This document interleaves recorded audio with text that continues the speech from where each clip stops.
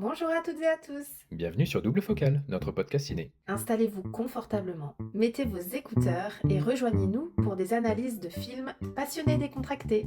Alerte spoiler, nos avis sont ceux d'amateurs et n'engagent que nous. Mais nous espérons que vous passerez un excellent moment en notre compagnie. Que ce soit dans votre salon, dans votre voiture, à vos fourneaux ou dans le métro. Belle écoute et action! Salut! Salut à toutes et à tous. Alors aujourd'hui, nous souhaitons vous parler du film L'Agent secret, qui est sorti récemment en salle et qui est un film brésilien du réalisateur Kleber Mendonça Filho. Alors, est-ce que tu pourrais nous donner le synopsis de ce film? Dans le Brésil de 1977, en pleine dictature militaire, Marcelo, un homme d'une quarantaine d'années, au passé trouble, arrive à Recife, une ville agitée par des fêtes et le carnaval. Fuyant ce qu'il a laissé derrière lui, il espère retrouver son jeune fils et bâtir une nouvelle vie, loin des dangers. Mais ce qui devait être un nouveau départ tourne rapidement au cauchemar. Alors, en une phrase, qu'est-ce que t'en as pensé? Du coup, c'était un film assez atypique, avec un titre comme L'Agent secret, on peut avoir plein de fantasmes sur ce que ça peut être. Et finalement, c'est plus un thriller politique et un peu un film de mémoire, je trouve, par rapport à l'histoire brésilienne, que littéralement un film d'espionnage, quoi. Même s'il y a des éléments, du coup, d'espionnage dedans. Et donc, ton avis rapide? Bah, je pense que c'est le film en sortant, j'avais besoin de le décanter dans ma tête et j'ai l'impression que ça restera, ça va s'infuser en fait sur le temps et que ce sera une bonne curiosité quoi, de cette année. Et toi? Alors moi, j'ai trouvé ce film intriguant, très exigeant, parce qu'on en parlera certainement, mais Mhm. voilà, le spectateur est parfois un peu malmené, mais en même temps éblouissant et intelligent. Ouais, ça résume bien.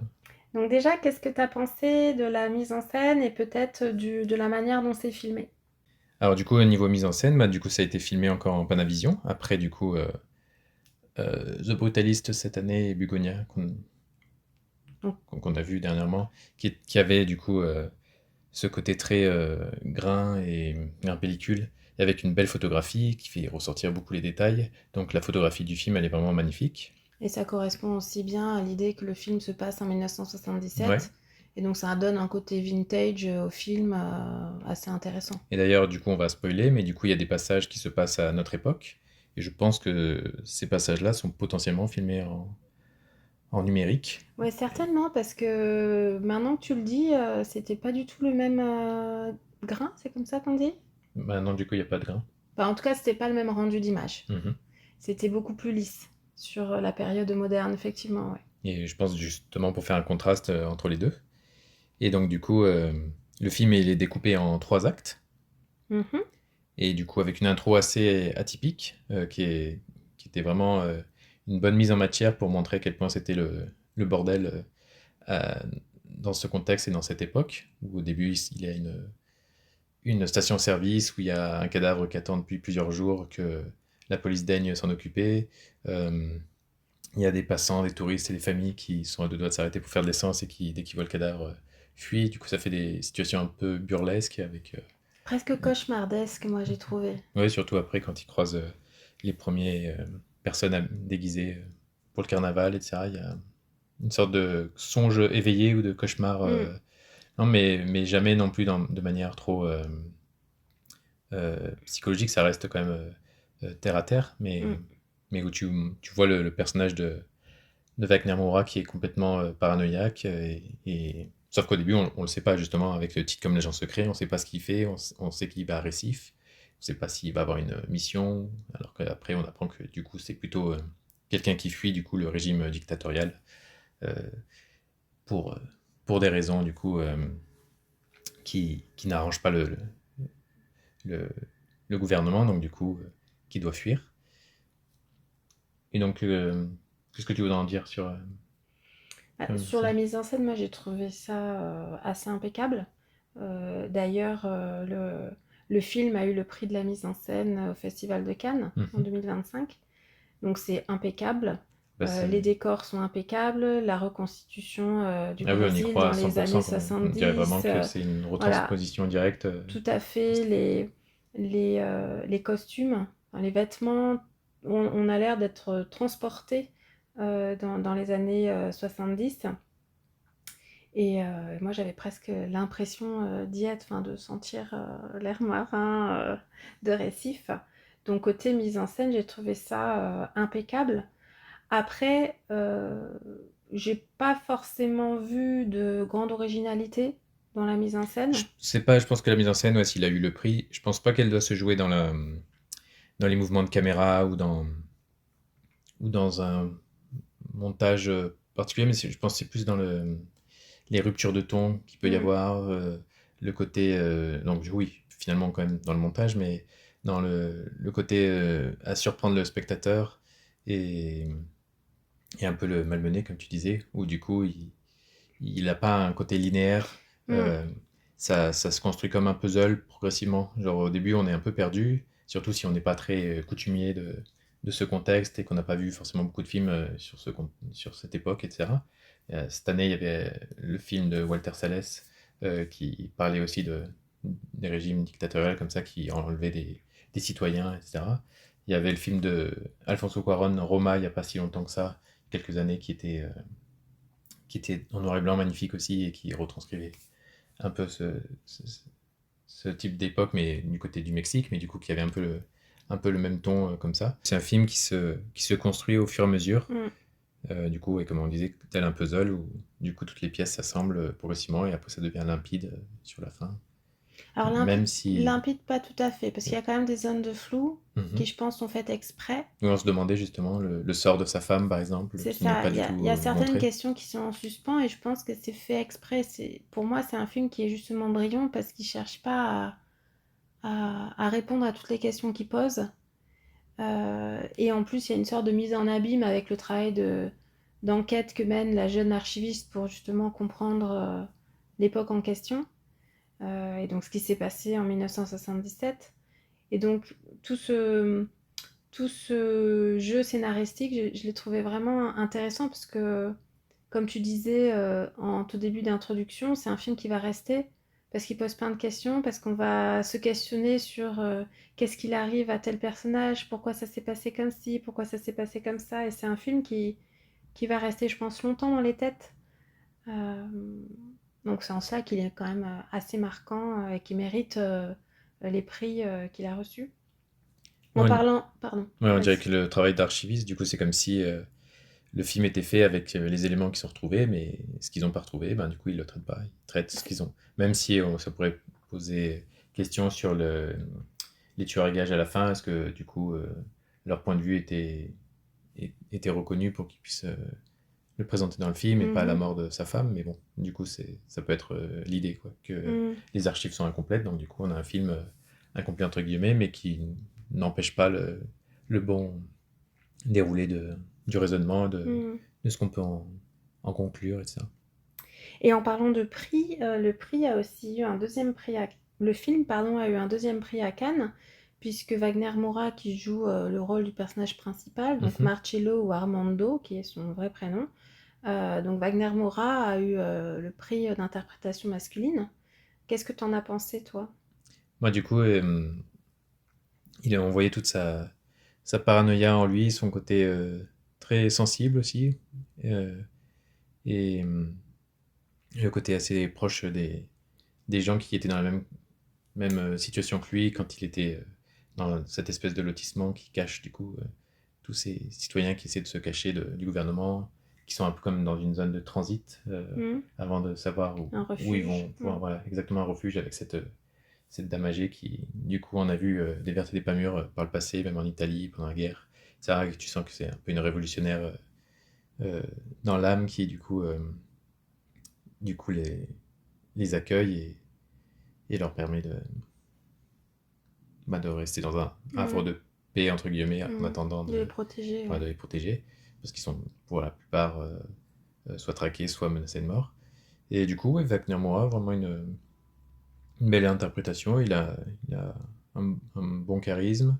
Maintenant, le prix d'interprétation, il faudrait voir ce qu'il y avait en face au niveau des différents acteurs. Je trouve qu'il jouait très bien. Maintenant, voilà, Hmm. il n'y a rien qui m'a transcendé non plus dans Hmm. son jeu, mais Moi, je suis d'accord avec toi. Wagner Moura était, je trouve, parfait dans le rôle, euh, très sensible. Et puis, en fait, j'ai pas trouvé que c'était qu'il avait le rôle d'un héros, mais peut-être un peu le rôle de l'anti-héros, puisqu'il subit tout. Il subit une situation qu'il n'a pas choisie. C'est même pas un combattant. Il se retrouve voilà, menacé de mort. Il comprend même pas pourquoi. Et Ouais, tout l'enjeu du film, c'est justement de finalement découvrir le pourquoi du même sa comment. mort n'est même pas mise en scène. Voilà, mais en fait, Enfin, c'était même pas forcément le but. Et j'ai trouvé ça très, très intéressant et très fort de l'avoir traité comme ça. Et donc il est tout en vulnérabilité, sensibilité, et c'est beau de voir un personnage principal aussi sensible. mhm. C'est pas forcément le modèle de masculinité comme on peut voir traité habituellement. Mais c'est vrai que par rapport à d'autres films que j'ai pu voir sur les derniers mois, il y avait peut-être une palette d'émotions qui était du coup plus réduite. Enfin, si on veut citer Mhm. Bugonia qu'on a vu récemment, Jesse Plemons, voilà, il passe par tous les états émotionnels et il est juste incroyable dedans. Donc voilà, Wagner Moura est incroyable, il porte son rôle, il endosse le rôle, il est habité par le rôle, mais pour un prix d'interprétation, je sais pas. Après, des fois, on a tendance à le décerner aux acteurs qui en font des tonnes, parce que du coup, il y a comme un investissement, etc. Et en fait, peut-être que des fois, c'est plus du cabotinage qu'autre chose, et qu'en fait, finalement, un acteur qui est dans la retenue, qui est plutôt dans ne pas en Ouais, faire des caisses, finalement, c'est c'est ça, peut-être. peut-être que jouer la retenue est plus difficile que jouer l'émotionnel. Ça, je Ouais, sais pas, surtout je juste suis pas qu'il. Non, mais par actrice, exemple, tu vois, mais des acteurs comme Jared Leto qui courent toujours après les Oscars, enfin, peut-être oh, moins maintenant, bon. mais du coup, à une époque, à chaque fois, ils se grimaient, ils changeaient, et, et des fois, tu sentais que c'était le côté too much, et maintenant, je pense que ça marche plus sur le public, tu vois, Mm, mais du coup, il y a ce côté, des fois, dans l'excès, et là, mm. justement, il est dans la retenue. Mais ça va avec l'ensemble de films, c'est-à-dire que tous les personnages, bon, hormis ceux qui sont du côté de la dictature politico-économique, Mhm. mais qui sont au contraire complètement fêlés, barrés, et fous, cinglés, enfin, eux, ils sont pas du tout dans la retenue, mais tous les autres personnages qui subissent la dictature le sont plutôt.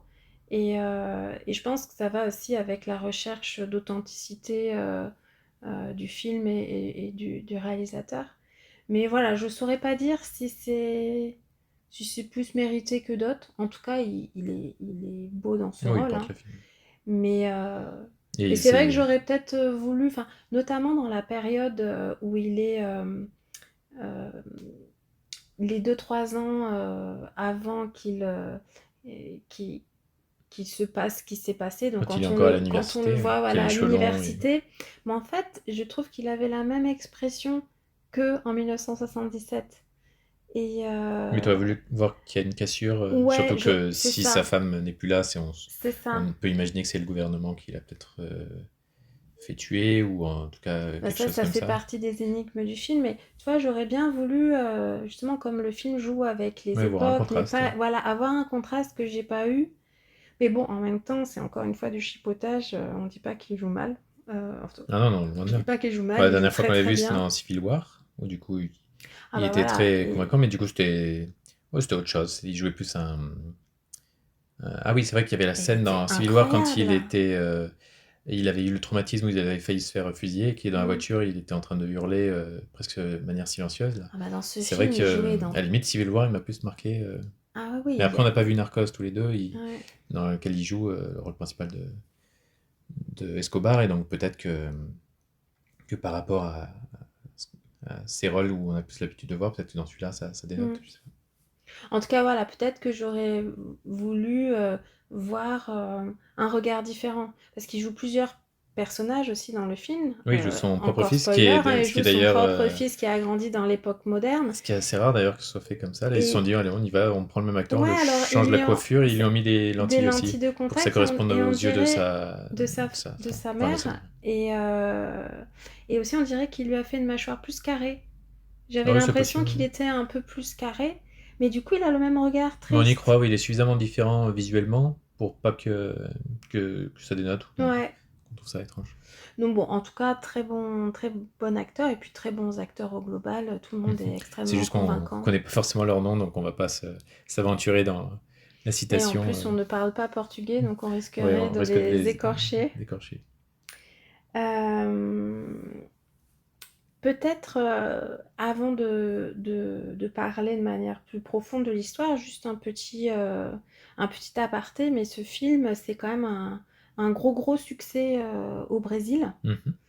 Enfin, dès le démarrage, ça a été, voilà, il y a eu plusieurs millions de spectateurs. Et donc c'est un tel phénomène que, il y a même des produits dérivés qui ont été créés, des circuits touristiques qui ont été mis en place pour aller sur les lieux de tournage. C'est fou. Et donc ce film, voilà, il y a un côté presque cathartique Oui, ça doit pour vraiment le résonner peuple. Ouais, ouais, ouais. pour eux. Alors je sais pas si ça avait été la même chose pour le film dont tu as parlé tout à l'heure de Walter Salles, mais voilà, c'est quand même un sacré phénomène et je pense qu'il mérite quand même tout le succès qu'il a Mhm. actuellement au niveau international. Et Euh, du coup, oui, tu pouvais parler aussi de... Parce qu'il y a un moment donné, il y a quand même une scène assez déroutante, qui a une rupture de ton total avec le film, où d'un coup, on voit une jambe de cadavre, en gros, mm, qui est animée, j'ai l'impression, en stop motion, donc même pas en 3D, mais j'ai l'impression une sorte de méthode en stop motion, et qui se met à agresser des gens, et du coup, dans la salle, on voyait différents spectateurs qui se posaient des questions, qui se disaient, mais c'est ouais, quoi ce film? Et ils étaient complètement, en gros, choqués par ce qu'ils voyaient, parce qu'ils se disaient, mais on dirait que ça n'a rien à voir avec le reste du film, dans quoi ça ouais, part, et alors qu'au final, c'était juste une métaphore, non, c'est même pas une métaphore, une version imagée de ce que lisait ouais, des spectateurs, enfin, un des personnages du film, et du coup, on n'a pas l'habitude comme ça de voir comme ça quelque ouais. chose qui rompt totalement avec le Ouais, en ton. fait, il y a plusieurs films dans le film, plusieurs histoires dans le film Mais ça, et tu m'as même dit que tu avais le plusieurs. contexte de ça, Ouais, justement, ouais, tu t'es ouais. renseigné, parce que sinon, impossible de savoir. C'est ça, et même plusieurs mélanges des genres. C'est vrai, comme tu le disais en tout début, si on connaît pas l'histoire du Brésil, c'est peut-être compliqué de parfois comprendre le scénario, l'histoire. C'est pour ça que c'est très exigeant. Il faut que le spectateur soit vraiment à l'écoute. Et du coup, bah, moi, ça m'a donné envie de faire plein de recherches après le film Mhm. pour justement comprendre. Et bah, notamment, j'ai lu des articles de presse qui évoquaient cette histoire de la fameuse jambe Les jambes poilues. poilue. Et donc, dans le film, il y a un article il y a un article de presse régulièrement qui évoque une jambe poilue qui donne des coups de pied dans le derrière de personnes, notamment dans un parc, pour prendre le cas qui est cité dans le film, et qui est inspiré d'une jambe d'un macabé trouvé dans un requin. Et en fait, il s'avère que c'est vraiment des articles qui sont parus dans un journal fin des années 70 à Récif. Et c'était une manière pour les journalistes de pouvoir parler des exactions qui étaient réalisées par la police sur la Ouais, critiquer la population de dictature. Récif, et notamment de cas de ratonnade vis-à-vis de personnes gays. Et donc, c'était la manière en fait d'écrire de manière imagée des exactions policières Mhm. que les Ouais, c'était un journalistes ne code. pouvaient pas. Voilà, c'était un code entre les journalistes et les lecteurs. Et c'est vrai que quand on n'a pas ce sous-texte en tête, on se dit mais c'est quoi ce bazar? En plus, c'est traité dans le film de manière un peu fantastique et avec une rupture de ton qui est déroutante. Et en fait, c'est vrai que c'est ce que je disais tout à l'heure, ce film, il donne envie de mieux comprendre le contexte de l'époque, de faire soi-même des recherches, et en cela, je trouve qu'il est vachement salutaire Mhm. Oui, pour, si on le voit comme pour, tous ça, les, oui. pour tous les spectateurs. Ça donne envie de comprendre c'est quoi la dictature au Brésil, qu'est-ce qui s'est passé, de faire un peu ce travail de mémoire, et puis voilà, de faire cette réflexion même de citoyen. Donc Bah, du coup, je me voilà. demande toujours si c'est bien ou pas quand t'es obligé de faire des devoirs, en gros, après avoir vu le film, mais en même temps, si ça peut ouvrir le spectateur à se renseigner plus sur une période, finalement, gagnant-gagnant, dans la mesure où le film ne te perd pas pour autant. Même si tu te poses t'as des interrogations, que tu te poses des Mmh. questions, c'est pas dramatique. Mais c'est vrai que ça peut te dérouter un peu, de te dire, ouais, je suis obligé de voir des articles à côté du film parce que j'ai pas compris ça, ça, ça.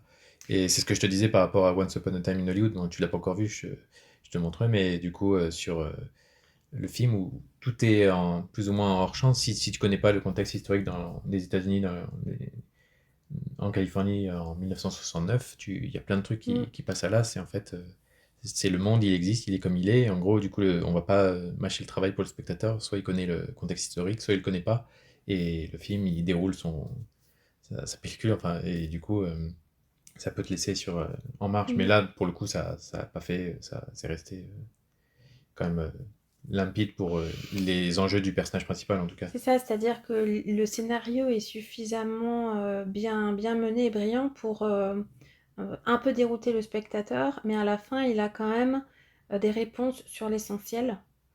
Et c'est ça qui est chouette, c'est-à-dire qu'un Brésilien qui connaît sa propre histoire va comprendre. Un spectateur en dehors du Brésil va comprendre en grande partie, et ce seront les spectateurs curieux qui iront se renseigner, mais il n'y a pas forcément besoin d'aller faire ses devoirs, comme tu dis, d'aller faire des recherches pour, voilà, pour comprendre l'essentiel. Et Mhm. c'est en cela que le film, je le trouve assez brillamment écrit. Pour la petite anecdote aussi, le réalisateur est réfugié en fait en France depuis 2019, si je ne me trompe pas, parce qu'il a une femme française et il craignait pour sa vie lors de l'arrivée de Bolsonaro au Brésil. Et donc, voilà, je ferme la parenthèse. Mais, mais pour un Français, je trouve ça quand même bien aussi de sortir des films de la culture occidentale habituelle. Après, voilà, est-ce qu'on est curieux ou pas, c'est le choix propre à chacun. Mais, euh, mais je trouve ça quand même assez intéressant de voir un film, et il n'y en a pas tant que ça, qui sortent de notre monde occidental habituel, quoi. Ah, mais c'est vrai que d'habitude, tu as quand même une sorte d'écriteau, de synopsis au début pour te donner le contexte. Par exemple, on est en telle époque, il se passe ça. Là, ils le font, mais ils te disent en gros, c'est en 1977, c'est le bordel au Mmh, Brésil, et ils te donnent pas le contexte, ils te disent juste que c'est compliqué mmh, cette période-là, et du coup, ça peut faire écho au fait que le film lui-même soit compliqué dans sa construction, et donc du coup, ça fonctionne.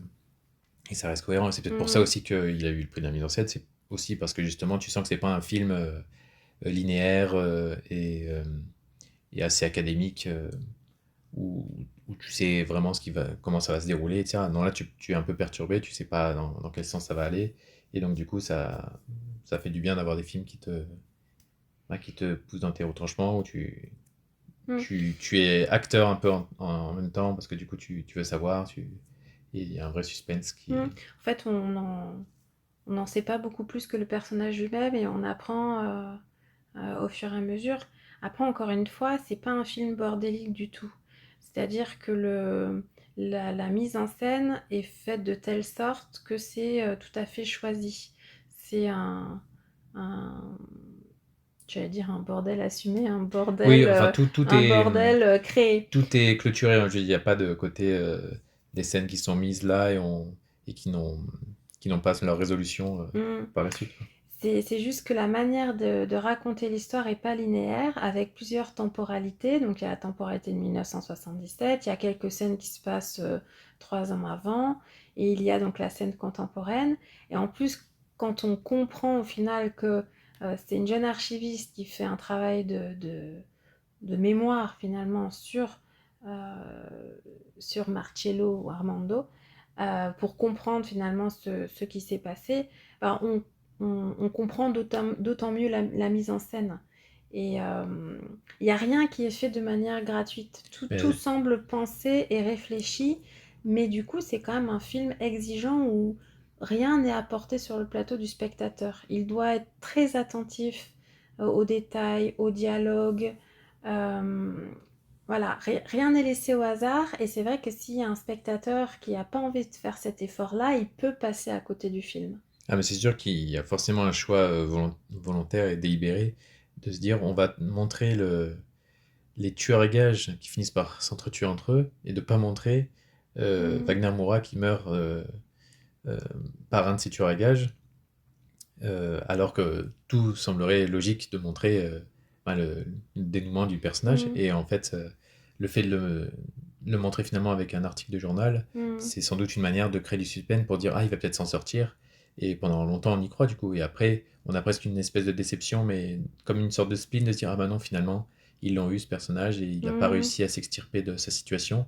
Et pourtant, jusqu'à la fin, on y croit parce que du coup, il arrive à y échapper dans les bureaux, etc. On voit mm, qu'il va voir les commissaires en haut pour leur dire qu'il y a quelqu'un de louche qui veut s'en prendre à lui, etc.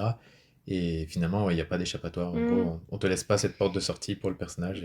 Moi, j'ai trouvé le film et je pense que ça pourrait peut-être expliquer pourquoi on a choisi de pas montrer la scène de la mort Du funèbre, du personnage principal. funeste. J'ai... Pardon? Ouais, La mort funeste, ouais. l'assassinat, on peut dire. J'ai trouvé le film très intimiste. Dès qu'il s'agissait en fait du personnage principal ou de son entourage, il y a un côté très intimiste où on n'est ni dans l'emphase, ni dans l'émotionnel.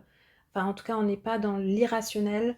Euh, et, et du coup, j'ai l'impression que la mort est traitée avec vraiment une retenue, bah, comme tout le personnage a été pendant, pendant tout le film, avec une forme de retenue, d'intimité, de respect même, comme si on voulait pas le montrer à l'écran, mais de manière exprès.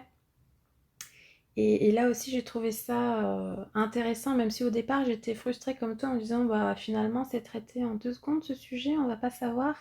Mais en fait, c'est pas tant le sujet.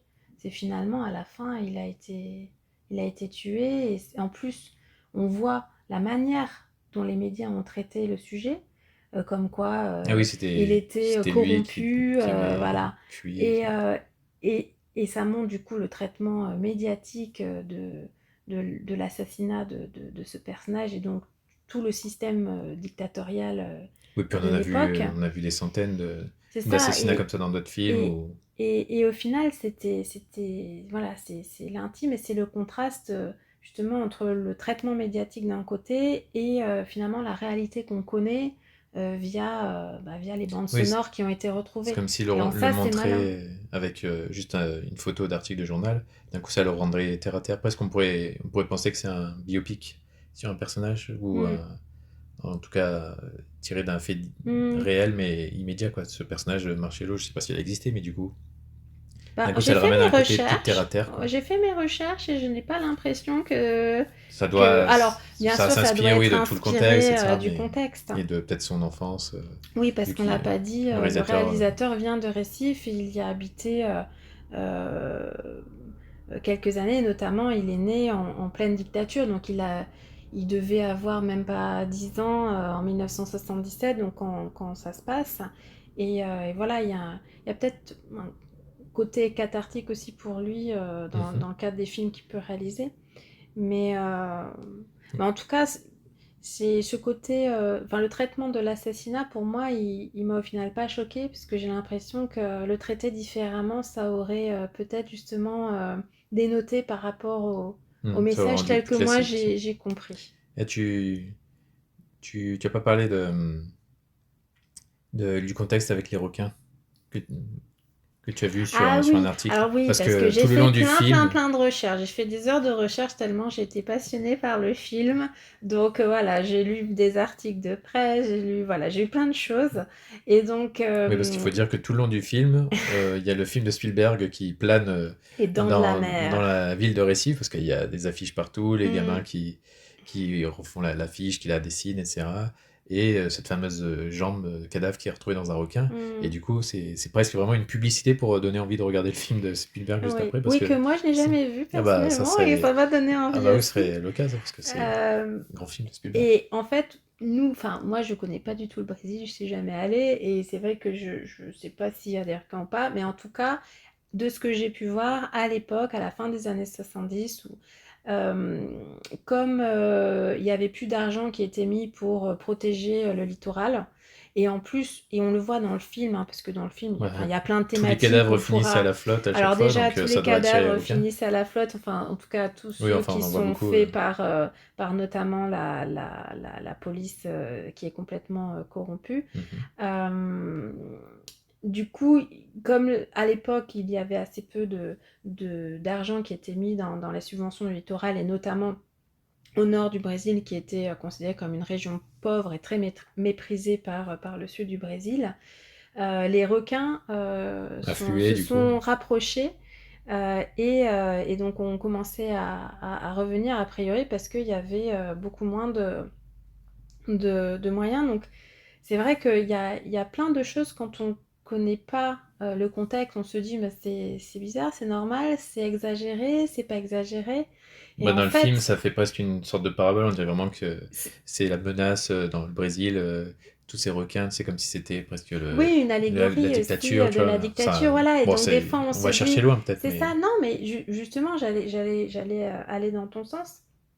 On aurait pu se dire, bah, c'est une allégorie. Et puis au final, ou c'est un prétexte pour parler de la jambe, de cette fameuse jambe poilue qui apparaissait dans l'article. Et en fait, non, en fait, tout ça semble quand même assez réel. Moi, je trouve que de- du point de vue complètement historique et culturel, c'est super intéressant d'avoir ce contexte qui, moi, en tant que Française du sud de la France, moi, me parle pas du tout et ça me permet de m'ouvrir à plein de choses. J'aimerais aussi parler des personnages parce qu'on parle surtout du héros qui, pour moi, est un peu un anti-héros parce que finalement, il subit tout ce qui lui arrive et on n'est pas sur le héros flamboyant tel qu'on peut voir dans les films habituellement. Et moi, j'ai trouvé les personnages, en tout cas, on va dire les gentils, si je peux les catégoriser ainsi, super attachants, notamment Donia Sebastiana, qui, a, qui est la vieille dame, mhm. celle qui gère le Oui, refuge. elle est morte. Super, ouais. Il y a plein de pics. Alors voilà, enfin, moi j'ai vu ma propre grand-mère dans le film avec toujours son humour et elle apporte de la légèreté alors que Mhm. quand même elle a vécu des choses pas faciles dans sa vie et finalement c'est une leçon de courage Oui, parce qu'elle était en Italie sous Mussolini, donc du coup, il y a comme un schéma qui se reproduit à qui nouveau se pour elle une reproduit fois au et Brésil. et aussi sa nièce qui a priori aurait été abattue par son mari parce qu'elle avait osé avoir une bourse pour faire des études, je crois, si je me trompe pas. Et donc c'est un peu la chef de file du mouvement de résistance locale, si je peux dire, avec son refuge pour bah, les personnes qui doivent être protégées. Et elle est hyper attachante dedans. Euh, et les autres personnages aussi sont vraiment mignons. On les voit assez peu, mais on sent qu'il y a une vraie communauté, une volonté d'entraide et quelque chose qui les connecte, c'est-à-dire bah, le fait de devoir se protéger parce qu'ils ont peur pour leur vie, avec notamment une scène à la fin, je sais pas ce que tu en as pensé, mais la scène où certains disent s'ils Leur ont nom? leur vie à prix, Ah enfin oui. leur tête mise à prix, Oui, qu'ils j'ai... osent pas Voilà révéler le leur nom dernier non plus. repas, si je puis dire, le dernier repas de toute la petite troupe que j'ai trouvé vachement touchante. Mhm. Euh, et voilà, vraiment, les personnages, on va dire les gentils, sont très attachants. Là où peut-être j'ai un petit bémol sur le film, c'est sur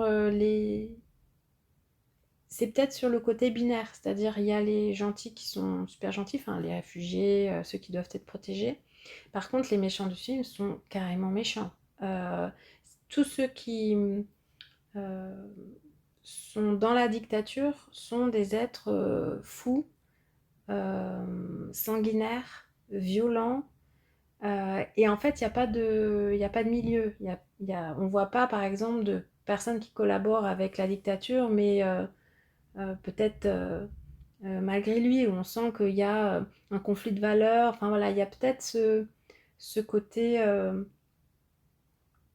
un peu un peu binaire. Enfin, Après, oui, c'était l'industriel, il est peut-être pas son complètement sujet et il fou, s'est le dit que film, voilà, ça c'est ce que alourdirait je trop me son suis film. dit, c'est ce que je me suis dit, mais voilà, l'industriel est complètement fou, son fils est fou, le policier est fou, il est entouré de fous, et, et alors que, voilà, on est malgré tout dans un système, dans un pays qui était aussi dans un système dictatorial, et bon, c'est pas ce qu'il a cherché à traiter, mais je me demande si peut-être ça peut pas donner peut-être malgré tout un petit côté caricatural qui desservirait le film alors qu'il est incroyable. Mais voilà, je me suis posé la question a posteriori. Je sais pas ce que tu en as pensé, toi, de ce traitement des personnages, on va dire, Ah, qui est... après, je trouve pas qu'ils aient spécialement traité, je pense que c'est pas son sujet, et du coup, ils sont un peu manichéens, mais bon, après, il y a quoi, les deux tueurs à gages, tu vois, eux, ils ont perdu limite toute humanité, tu sens qu'ils Hmm. font tout froidement, et Bon, ils engagent, Même si Bobby est peut-être plus oh, je sais pas, hein, réservé. il, Bon, moi, j'ai senti qu'il était, ah oui, peut-être au début, oui, même avec les flics corrompus, il avait l'air ouais, de... de plus subir Hmm. aussi son beau-père et d'être là un peu malgré lui. Mais bon, Et c'est après, pas les flagrant. flics, ils avaient l'air ouais, ils avaient l'air complètement au-dessus de... Oui, quand ils voient le personnage de Udo Kier, qui est l'Allemand, qui d'ailleurs est mort il y a ce mois-ci, qui est un acteur assez célèbre parce qu'il a vraiment une gueule de cinéma particulière, qui du coup apparemment était un soldat juif qui s'est fait mitrailler, si j'ai bien compris, Bah enfin qui s'est non, fait tuer. c'était Oui, mais c'était un... un juif qui a fait les camps de concentration, moi, tel que je l'ai compris. Ah bah oui, non, mais je sais pas, il le présentait plus comme un soldat allemand. Mais parce qu'en fait, mais c'est bien ça le souci, je sais pas si tu as entendu, et c'est pour ça que le film il est très exigeant, c'est qu'il avait un, un candélabre Mhm. à sept Oui, oui. branches pour dire qu'il était juif, et à la fin, il y a l'assistant, je crois de Hans, qui lui dit, lorsque les policiers sont partis, ils n'ont toujours pas compris que vous étiez juif. Oui, c'est ça. Mais Et oui, sous-entendant que ce qui a été oui, juste, il est infligé, vu allemand, ses donc... cicatrices, c'était certainement qu'il était dans un camp de concentration, plus que à faire la guerre en tant que telle. hmm. Et pareil, il y a des scènes complètement malaisantes, il y a un côté cauchemardesque dans ce film, sur la manière dont les policiers font du harcèlement vis-à-vis de Hans, même vis-à-vis du personnage principal, Marcelo, qui se trouve harcelé Ah, au presque. début, la station-service aussi. Ah oui, oui, c'est très cauchemardesque ce film. Et Enfin, faut préciser cauchemardesque, mais pas spécialement oui, c'est pas un visuellement. film Il y a d'horreur, pas, c'est dans c'est pas un l'ambiance. côté David Lynch qui serait vraiment dans un cauchemar C'est un peu à la visuel. Eddington, quoi. Moi, ça Ah, m'a fait penser un peu à Eddington, ouais, je vois ce que tu veux par dire. certains Ouais, côtés. Eddington, c'était peut-être plus froid ou Ah plus. oui, c'est beaucoup plus froid, il y avait moins la chaleur brésilienne, mais... Et en plus de l'histoire principale, ben voilà, ça aborde aussi plein d'autres thématiques. C'est un peu une chronique sociale et culturelle de l'époque. On voit le mépris du Sud vis-à-vis du Nord. On voit aussi qu'il y avait quand même beaucoup de racisme, d'inégalité sociale. Tout ça, c'est en fond et le film montre ça avec quand même pas mal de malice et de talent. Et ça parle aussi de comment on peut résister, comment on essaie de résister à l'époque, comment on arrivait voilà, à subvenir aux besoins de ces réfugiés en essayant de ne pas se faire prendre. C'est, voilà, c'est un film qui est hyper dense dans les thématiques qu'il aborde. Et aussi, bah, c'est quoi le travail de mémoire? Pourquoi c'est important de, de travailler sur notre histoire, d'affronter bah, le passé, et pourquoi c'est important de continuer à transmettre les choses, et notamment la scène finale avec le fils d'Armando est très intéressante, où au final c'est difficile pour le fils de pouvoir parler de son père, c'est difficile pour lui de, de, voilà, de s'ouvrir à peut-être une vérité qui le bouleverserait. Et donc, voilà, cet archiviste vient, en plus de donner son sang, transmettre des souvenirs et voilà, le parallèle était super intéressant. C'est vrai. Est-ce que tu veux aborder d'autres Oui, thématiques du éventuellement film? la musique qui était Omniprésente. omniprésente, mais aussi atypique parce que du coup, encore une fois, il y avait des choix musicaux un peu à contre-emploi euh, dans certains passages et aussi elle se coupait net parfois comme ça juste dans la scène et du coup Mm, elle, elle reflétait plus, j'ai l'impression, un mood, une ambiance de cette époque, des tubes qui pouvaient passer, etc. euh, pour vraiment t'immerger encore plus mm, dans cette période que vraiment une musique de suspense ou un truc comme ça. mm. Même s'il y Ah en ouais, avait quoi. ça fait partie de la mise en scène. On est complètement dans l'époque, enfin comme j'ai dit tout à l'heure, moi j'avais l'impression d'être là-bas, de sentir l'odeur iodée, enfin Bah, la lumière, enfin que ce soit la lumière, que ce soit la musique, enfin tout fait que il y a un côté presque documentaire. mhm. Mais Mm. même dans le moment pour la musique, le moment où il y a le tueur à gages qui se fait traquer, etc., il y a une espèce de musique brésilienne de fête, de carnaval, etc., Mm. qui est non-stop pendant toute toute la track, comme ça, et dès que le personnage meurt, bah, du coup, ça s'arrête net aussi, et Mm. c'est là qu'on se rend compte du tempo que ça donnait, comme ça, à la scène, Mm. et que c'est ça qui crée le suspense. Ouais, parce que on n'a pas parlé du rythme du film, mais c'est un rythme qui est plutôt lent, mais il y a tout le temps quelque chose, soit à l'image, soit à l'oreille, enfin, avec cette musique, ce qui fait que on sent pas passer il y avait quoi, 2h40. Mhm. Il n'y a aucune scène qui est superflue, et c'est ça qui est aussi intéressant, je trouve, c'est que de bout en bout, on est tenu en haleine avec un film qui est plutôt lent. Bon, voilà, je crois on a fait le tour. On a fait le tour du film, en tout cas, ça nous a Bah, plutôt bien plu. curieux de voir ses autres films qu'il a fait par le passé, et ses futurs, du coup, Voilà, c'est un projections. réalisateur à suivre et donc on vous conseille de le voir si vous ne l'avez pas fait. Bah, même si On vous spoil avez... beaucoup. Et voilà. Et à la prochaine pour un nouveau film. À la prochaine!